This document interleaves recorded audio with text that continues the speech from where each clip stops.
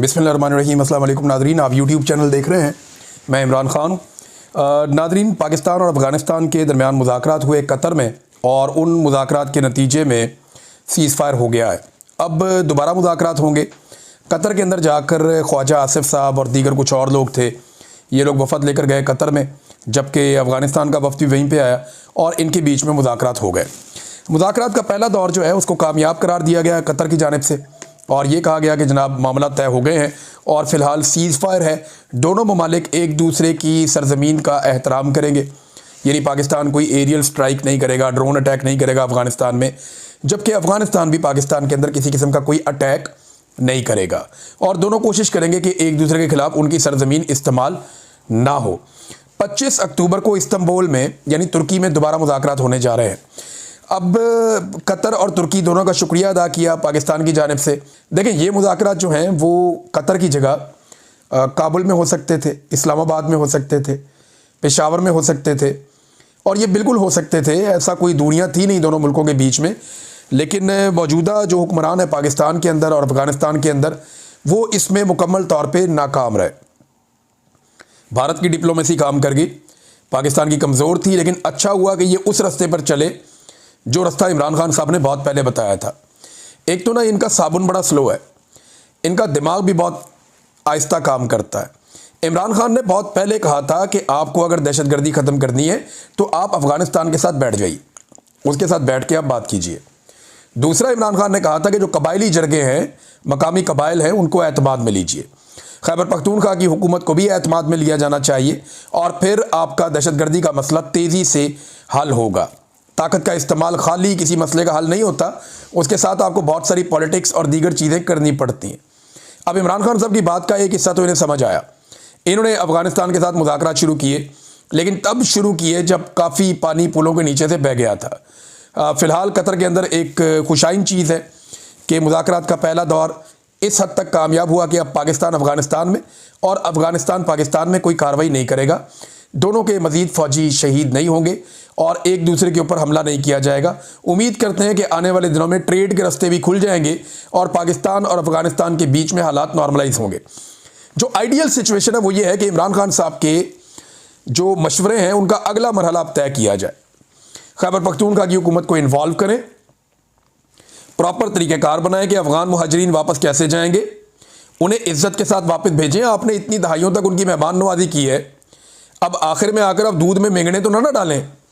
ये एक मिसाल है उर्दू की, ये दूध में मेंगने डाल देना, कि अगर आप किसी को इतनी आपने मेहमान नवाजी की है तो आखिरी वक्त में अगर आप इस तरह की हरकतें करेंगे तो एक बैड टेस्ट पैदा होगा। आखिर में जाके अपनी इतनी कुर्बानी, इतनी मेहमान नवाजी का आप सारा ज़ाया क्यों कर रहे हैं?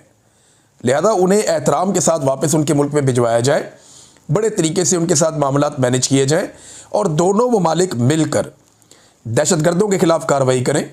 अफ़गानिस्तान को जो लोग मतलूब हैं पाकिस्तान उनके ख़िलाफ़ कार्रवाई करे, पाकिस्तान को जो लोग मतलूब हैं अफ़गानिस्तान उनके ख़िलाफ़ कार्रवाई करे।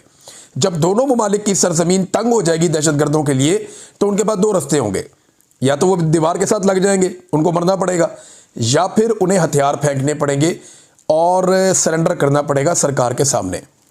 तो ये एक आइडियल सिचुएशन हो सकती है जिसका तज़किरा इमरान खान साहब ने एक मरतबा नहीं कई मरतबा किया है। बहरहाल अब दूसरे ममालिक हमारी सुलह करवा रहे हैं अफ़गानिस्तान के साथ, और ये वो अफ़गान तालिबान हैं जिनको हमने खुद बनाया था। मैं ज़ियाउल हक़ का एक स्टेटमेंट सुन रहा था जिसमें वो ये कह रहा था कि अगर जनाब रूस को ना रोका गया अफ़गानिस्तान में और अफ़गानों को शिकस्त हो गई तो पाकिस्तान मलिया मेट हो जाएगा। डरा डरा के पाकिस्तानियों को इतने डॉलर इकट्ठे किए ज़ियाउल हक़ ने और उसके जर्नैलों ने, पाकिस्तान में क्लाशनकोव कल्चर और मनशियात लाके तबाह बर्बाद कर दिया पूरी कौम को। ये पहला जो इसका कसूरवार है ज़ियाउल हक़। उसके बाद जनाब मुशर्रफ का टाइम आया तो वो अमेरिका की जंग का हिस्सा बन के उन्हीं तालिबानों के ख़िलाफ़ हो गया, और एक नई जंग में उसने पाकिस्तानियों को झोंक दिया कि जनाब अगर अमेरिका की बात ना मानी और वो आ गया तो वो पाकिस्तान को पत्थर के दौर में धकेल देगा। अब ये एक मुशर्रफ साहब का भी खौफ था, ज़ियाउल हक़ भी बुज़दिल था, मुशर्रफ भी बुज़दिल था। तो इन दोनों ने हमें एक ऐसी जंग का हिस्सा बनाया जिसका पाकिस्तान को हिस्सा नहीं बनना चाहिए था। और अब अगर आप बात करें तो मौजूदा जो मिलिट्री क़यादत है वो भी इस खित्ते को और इस सारे रीजन को ऐसे ही देख रही है। हालांकि होना ये चाहिए कि हम अफ़गानिस्तान के साथ मामला तय करें और दहशतगर्दी के खात्मे के लिए मिलकर काम करें ताकि दोनों को कामयाबी मिल सके और हमारी जो मगरबी सरहद है वो हमेशा के लिए महफूज हो जाए। नादरीन, गज़ा के हवाले से पाकिस्तान ने एक मुआहदा तो किया है, मुआहदे के ऊपर दस्तखत भी किए हैं। डोनाल्ड ट्रंप के बकौल जो गज़ा का अमन मुआहदा है उस पर सारों ने दस्तखत किए हैं। शहबाज शरीफ वगैरह मुकर गए थे कि जनाब हमने तो दस्तखत किए जिस पेपर पे, वो तो पेपर में कुछ और लिखा था, यहाँ पे तो कुछ और है। लेकिन जब वो पेपर सामने आए और जब डोनाल्ड ट्रंप ने कहा तो इन्होंने उसको डिनाई नहीं किया। डोनाल्ड ट्रंप ने कहा जी इन्होंने इसी मुआहदे के ऊपर दस्तखत किए हैं और ये पहले दिन से मेरे साथ हैं और ये कह रहे हैं जी शुरू से हम आपके साथ हैं, और उन्होंने मुझे पूरी सपोर्ट दी है। और स्पेशली उसने नाम लिया शहबाज शरीफ का और आसिम मुनीर का, वो इनसे बहुत खुश था दोनों से। तो डोनाल्ड ट्रंप ने तो ये वाजे कर दिया कि जनाब ये उसके अंदर हिस्सेदार है। अब उस मुआहदे के तहत तो अमन होना चाहिए था, जंगबंदी होनी चाहिए थी, लेकिन लगातार इसराइल फ़लस्तीनियों का वहाँ पे कत्लेआम कर रहा है। अब एक और बड़ी अफसोसनाक खबर आई है, फ़लस्तीनियों से भरी हुई एक बस के ऊपर हमला किया गया, इसराइल ने हमला किया, 11 फ़लस्तीनी शहीद कर दिए। इनका ताल्लुक़ एक ही ख़ानदान से था। रोज़ाना खबर आती है, कभी 10 शहीद कर दिए, कभी 20 शहीद कर दिए, कभी इससे ज़्यादा शहीद कर दिए। तो कत्लो गारतगिरी का सिलसिला रुक नहीं रहा।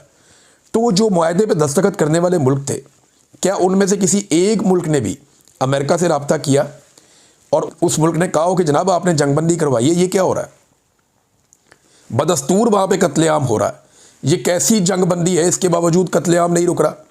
तो पाकिस्तान को इसके ऊपर आवाज़ उठानी चाहिए। देखें, 3 चीज़ें हैं जिस पे पाकिस्तान की गवर्नमेंट को क्लैरिटी लेकर आनी पड़ेगी। नंबर 1 कि ये जो कत्लेआम अब हो रहा है ये मुआहदे की खिलाफ वर्जी है जिस पे दस्तखत करवाए गए थे, लिहाजा अमेरिका मुआहदे की पासदारी करवाए।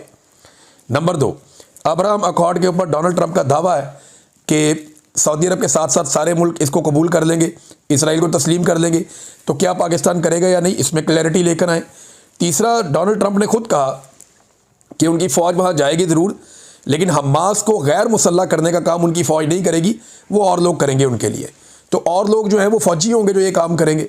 तो बाकी फ़ौजें तो इंडोनेशिया की, पाकिस्तान की और कुछ और जगहों से जा रही हैं। तो पाकिस्तान इसमें भी क्लैरिटी लेकर आए कि क्या पाकिस्तान वहाँ फ़ौज भेज रहा है, और अगर भेज रहा है तो किस काम के लिए भेज रहा है, और क्या वो हमास के साथ कोई मुज़ामत में या हमास के साथ किसी मुखालफत में जाएंगे, या वो इसराइल के ख़िलाफ़ वहाँ पे जा रहे हैं, किस काम के लिए जा रहे हैं, इसके अंदर भी क्लैरिटी लेकर आनी चाहिए। नाज़रीन, इसमें एक और ख़बर है कि क्या पाकिस्तान को अब्राहम अकॉर्ड ज्वाइन करना चाहिए। इस पर फ़वाद चौधरी साहब बेसिकली एक लिबरल आदमी है, फ़वाद चौधरी साहब, और इस एक्सट्रीम पे वो चले जाते हैं कि यानी वो कहते हैं कि तहरीक लब्बैक के लोगों को अगर गोलियां भी मारी गई, कुचला भी गया तो भी ठीक है। हत्ता कि वहाँ पे मेरे ख्याल में मैंने काफ़ी सारी लाशों की तो तस्वीरें मेरे पास हैं जो तहरीक लब्बैक वाले भेजते रहे। बंदे तो मरे हैं, देखें अब आप कितना छुपाएंगे। आप लाशें छुपाने का एक हुनर तो आता है पाकिस्तान के अंदर सिक्योरिटी फोर्सेस को, पहले भी छुपाई हैं फिर छुपा ली, लेकिन अब ये लोग दावा कर रहे हैं जी मरा ही कोई नहीं। तहरीक लब्बैक वाले अभी भी उन्होंने जाके अदालत में कहा कि जनाब हमारी लाशें हमें वापस की जाएं। आप ज़रा पंजाब में माहौल खोलें ना, लोगों को तंग करना बंद करें, और फिर आप लोगों से पूछें, एक इश्तिहार चला दें पाकिस्तान टेलीविज़न पे कि जिस जिसका बंदा वापस नहीं आया या जिसकी लाश है वो रब्ता करे, तो आपको पता चल जाएगा। एक जुडिशल कमीशन बना दें। अगर तो देखें ना तहरीक लब्बैक वाले झूठ बोल रहे हैं या जो मकामी अफराद हैं वो झूठ बोल रहे हैं, तो एक कमीशन बना दे, पता चल जाएगा कितने लोग शहीद हुए और कितने नहीं हुए। तो फ़वाद चौधरी साहब चले जाते हैं, वो बड़ा उनका लिबरल किस्म की एक अप्रोच है। तो उन्होंने एक सर्वे करवाया कि पाकिस्तान को अब्राहम अकॉर्ड ज्वाइन करना चाहिए। इस पर 37,397 वोट पड़े, जिनमें 85.1% वोटर्स ने कहा कि पाकिस्तान को अब्राहम अकॉर्ड का हिस्सा नहीं बनना चाहिए, यानी पाकिस्तान को इसराइल को तस्लीम नहीं करना चाहिए इस तरीके से। और 9% लोगों ने कहा कि हाँ कर लेना चाहिए, बहुत थोड़े हैं 9%। जबकि 5.8% लोगों ने कहा कि हमें मालूम नहीं, हम इसके ऊपर राय नहीं देना चाहते। लेकिन 85.1% लोगों ने कहा कि अब्राहम अकॉर्ड को पाकिस्तान को तस्लीम नहीं करना चाहिए या उसका हिस्सा नहीं बनना चाहिए। ये जनाब फ़वाद चौधरी साहब ने करवाया था। तो लोगों की आवाज़ जो है, जो जमहूर की आवाज़ होती है, वही किसी जमहूरी मुल्क के अंदर हकीकी राय होती है। नाज़रीन, तहरीक लब्बैक की जानिब से भी अब ख़बरें आना शुरू हो गई हैं, और ये कुछ सहाफ़ियों ने इसको पोस्ट किया और उन्होंने दावा किया कि तहरीक लब्बैक ने ये स्टेटमेंट दिया है कि 13 अक्टूबर को जो किया गया वो 13 अप्रैल 1919 को जो जलियांवाला बाग में हुआ था उसको दोहराया गया। जलियांवाला बाग में आप अगर 13 अप्रैल 1919 को अगर आप निकाल के पढ़ें तो आपको पता चलता है कि एक जनरल डायर हुआ करता था और बड़ी इबरतनाक मौत हुई उसको बाद में। तो जनरल डायर ने जलियांवाला बाग में घेर के लोगों का कत्लेआम कर दिया था और उसके बाद एक बड़ी खौफनाक तहरीक चल गई थी। तो इन्होंने कहा ये जलियांवाला बाग की तरह का वाक़या हुआ। यही बात जो है वो आरिफ अलवी साहब ने भी कही थी। अब उन्होंने मुतालबात ये किए कि एक तो जुडिशल कमीशन बनाया जाए, इस पर तमाम जितनी भी पार्लियामेंट के अंदर जमातें हैं वो इस सानहे का इसकी मजम्मत करें।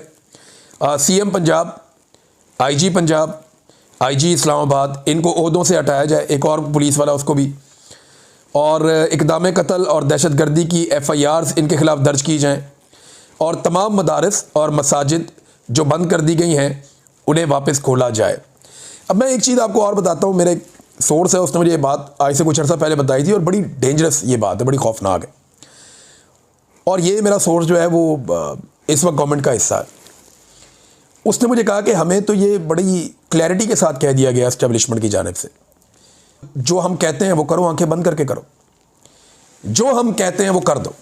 ये मत देखेंगे पब्लिक उसके बारे में क्या सोचती है, उसका नतीजा क्या निकलेगा, अदालत क्या कहेगी, कल क्या होगा।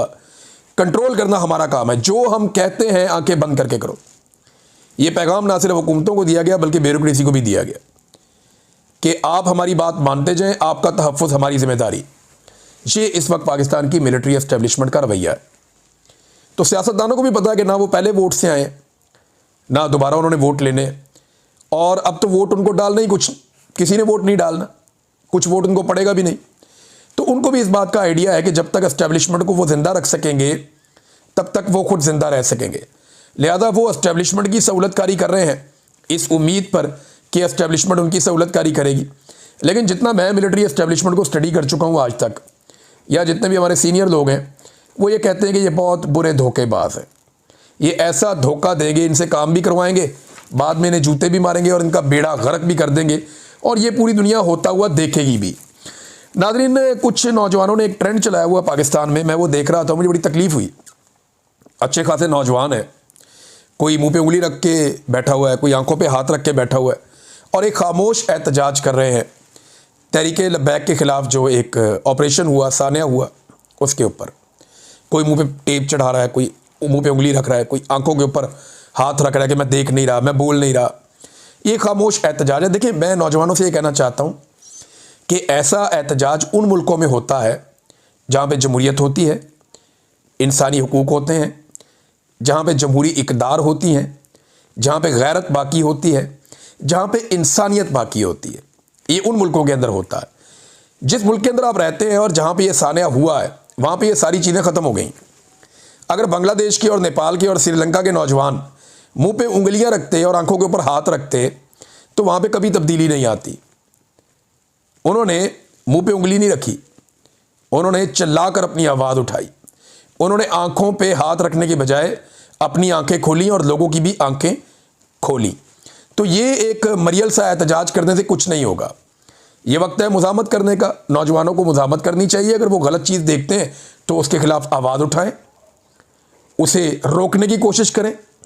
जुल्म के ख़िलाफ़ खड़े होना बहुत ज़रूरी होता है, उसके आगे बंद बांधना बहुत ज़रूरी होता है।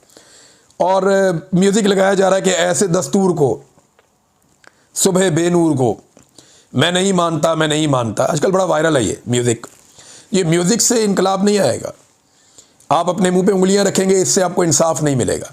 आप अपनी आंखों पे हाथ रखेंगे, आपको इंसाफ नहीं मिलेगा। आप मुंह पे टेप चढ़ाएंगे, आपको इंसाफ नहीं मिलेगा, आपको बोलना पड़ेगा। देखें, मैंने कितनी मार खाई और बेशुमार लोगों ने बहुत मार खाई। बोल रहे हैं ना, काम कर रहे हैं। अगर चुप करके बैठ जाते तो बात ख़त्म हो जाती। मैंने बहुत पहले एक शेर सुनाया था पाकिस्तानियों को कि सुना है शहर की खामोशियों पे कहर टूटेगा, किसी का जिस्म बोलेगा, किसी की ज़ात बोलेगी। तुम्हें मालूम है कुछ बोलना कितना ज़रूरी है? अगर खामोश हो जाओगे तो फिर मात बोलेगी। मात, शिकस्त। शिकस्त आदमी तब खाता है जब बंदा उसको तस्लीम कर देता है कि हाँ मैं हार गया। जब तक आप हार नहीं मानते, आपका मुकाबला जारी रहता है। तो मेरा पाकिस्तानियों से उम्मीद है कि आपसे इससे बेहतर की उम्मीद है। आपने मुंह पे उंगली रख ली और आंखों पे पट्टी बांध ली, फिर तो आप फारिग हैं। कुछ लोग ऐसे हैं जो धोखा भी देते हैं। मिसाल के तौर पे हाफिज़ नईमुर रहमान साहब हैं। मैं सेनेटर मुश्ताक साहब का इंटरव्यू सुन रहा था और मैं हैरान हो रहा था कि ये क्या चल रहा है इस मुल्क में।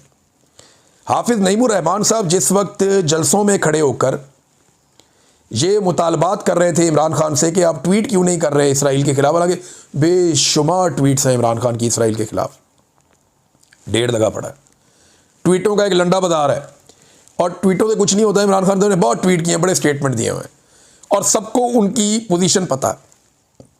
उन्होंने कहा इमरान खान साहब ने कि जनाब ये फ़लस्तीनियों को उनका हक मिल जाए, उसके बाद आप अगली बात करें। इमरान खान साहब ने एक दफ़ा नहीं कई मरतबा कहा। तो हाफिज़ नईमुर रहमान साहब इमरान खान साहब से तो मुतालबा कर रहे थे कि आप ट्वीट करें, लेकिन उन्होंने कुछ भी शहबाज शरीफ को या आसिम मुनीर साहब को नहीं कहा जो डोनाल्ड ट्रंप साहब से मुआहदा करके आए थे। और सेम टाइम में जब वो इमरान खान से मुतालबा कर रहे थे कि आप ये वाली ट्वीट करें, उसी वक्त वही हाफिज़ नईमुर रहमान साहब बकौल सेनेटर मुश्ताक के कोशिश कर रहे थे कि सेनेटर मुश्ताक गज़ा ना पहुंच पाएँ। अंदाज़ा करें आप। अब इसको मुनाफ़कत ना कहें तो क्या कहें। अब इसके ऊपर जो क्लैरिटी है वो तो हाफिज़ नईमुर रहमान साहब ही दे सकते हैं, जमात इस्लामी के अमीर। हम तो इस पर कोई बात भी नहीं कर सकते क्योंकि इतना बड़ा इल्ज़ाम लगा दिया। और सेनेटर मुश्ताक को मैं जानता हूँ, वो झूठ नहीं बोलते, वो बड़े दिल गिरफ्तार थे जब उन्होंने ये बात कही।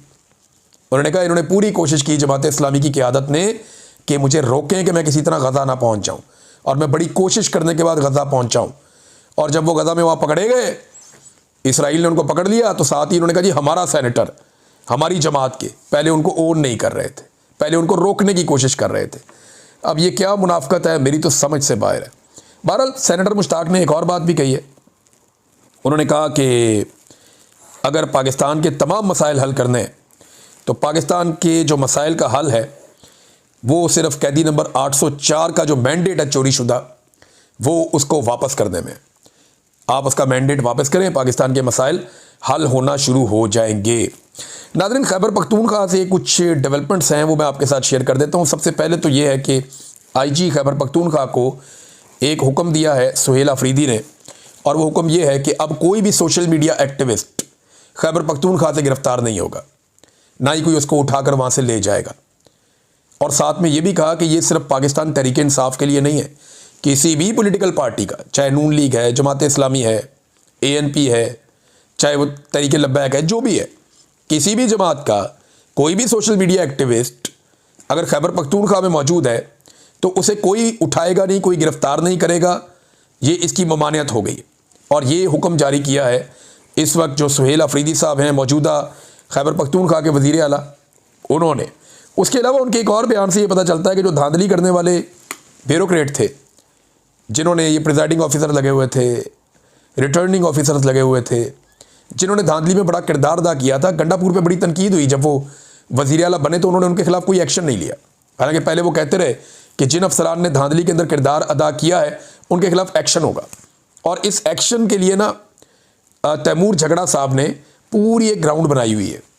बाकायदा एंटी करप्शन में जाके कुछ अफसरान ने ये बयानात दे दिए हैं कि जनाब हमने तो कोई और रिज़ल्ट बनाया था, ये तो रिज़ल्ट उससे मुख्तलिफ है जो फॉर्म 47 में है, ये जाली रिज़ल्ट है जिसके ऊपर तैमूर झगड़ा को हराया गया है। अब ये जिन अफसरान ने बयानात दिए हैं, इस मामले को रोकने की इलेक्शन कमीशन पूरी कोशिश कर रहा है, लेकिन एंटी करप्शन में ये मामला चल रहा है। अब सुहेल अफरीदी साहब ने इस बात का इंदिया दे दिया है कि कमबख्ती आएगी उन अफसरान की जिन्होंने खैबर पख्तूनख्वा के अंदर धांधली की थी। काबीना का अभी तक अनाउंसमेंट नहीं हो सका। खैबर पख्तूनख्वा की मुशावरत उसके ऊपर जारी है। इमरान खान साहब से मुशावरत का इंतज़ार है कि उनसे मुलाकात हो जाए तो मुशावरत हो जाएगी। वैसे इमरान खान साहब की मुलाकात होगी ना सुहेल अफरीदी से, तो ये बात तो पक्की है कि निज़ाम बड़े गौर से सुनेगा, कैमरे भी बड़े टाइट करके लगेंगे, खुफिया माइक्स भी लगेंगे, बहुत सारी चीज़ें वहाँ लगाई जाएंगी, पूरी बगिंग की जाएगी ताकि एक एक लफ्ज़ और एक एक एक्सप्रेशन नोट किया जाए कि इमरान खान साहब सुहेल अफरीदी को क्या कहते हैं और वो वहाँ से क्या पैगाम लेकर जाते हैं। निज़ाम एक एक चीज़ को नोट करेगा जब ये मुलाकात होगी, ताकि उसके बाद वो अगली हिकमत अमली बना सकें। फ़िलहाल तो मुलाकात नहीं करवाई जा रही, देखते हैं क्या बनता है। उन्होंने एक अदालत के अंदर एक डॉक्यूमेंट भी जमा करवाया, एक अपील भी की हुई है। अब इस्लामाबाद हाई कोर्ट से इंसाफ की उम्मीद बहुत कम ही रहती है, लेकिन ये है कि चलें और कुछ नहीं होगा तो इस्लामाबाद हाई कोर्ट मज़ीद एक्सपोज तो ज़रूर होगी। मौलाना फजलुर रहमान साहब के हवाले से नजम सेठी ने दावा किया कि वो अफरा तफरी फैलाना चाहते हैं। दो ही चीज़ें हो सकती हैं ना, फजलुर रहमान साहब की सियासत का उसूल तो सिर्फ फ़ायदा है, मुनाफा, कि जितना मैक्सिमम मुनाफा वो कमा लें। देखें ना, जो इनके वालिद गिरामी थे वो दरवेश आदमी थे, उनकी बड़ी इज्जत थी सियासत में। फजलुर रहमान साहब ने सियासत में इज्जत से ज़्यादा कामयाबी, यानी उन्होंने इज्जत को कामयाबी नहीं समझा, उन्होंने समझा कि जितनी मैक्सिमम पोजीशंस आप ले सकते हैं। आज इस ख़ानदान के पास अरबों रुपए हैं, बेशुमार पैसा है, बेशुमार मालो दौलत है, बेशुमार ओहदे इन्होंने इंजॉय किए हैं, बड़ी बड़ी गाड़ियाँ, बड़े बड़े महल, बहुत सारा कुछ इनके पास है। तो ये अपने वालिद वाली इज्जत फिर इंजॉय नहीं कर सकते ना। आपने चूज़ कर लिया कि आपको किस रास्ते पे चलना है। तो एक तो ये नजम सेठी साहब कह रहे हैं कि अफरा तफरी फैला रहे हैं ताकि किसी और के लिए रास्ता बने। सादी बात ये, वो ये कहना चाह रहे हैं कि मार्शल लॉ लगने का रास्ता बने, फजलुर रहमान अफरा तफरी फैलाएंगे। और ये क्या पिद्दी और क्या पिद्दी का शोरबा, ऐसे थोड़ी लग जाते हैं मार्शल लॉ, ये नहीं लगना। हाँ, एक और बात कुछ लोग कह रहे हैं जिसमें मुझे यकीन आता है कि फजलुर रहमान साहब 27वीं आईनी तरमीम के लिए अपना रेट बढ़ाने की कोशिश कर रहे हैं और उसके सौदे के लिए तैयारी हो रही है कि 27वीं आईनी तरमीम जब की जाए तो फजलुर रहमान साहब को उनकी मर्ज़ी का रेट मिलना चाहिए। अब तक के लिए इतना ही। अपना ख्याल रखिएगा, अपने इस चैनल का भी। अल्लाह हाफ़िज़।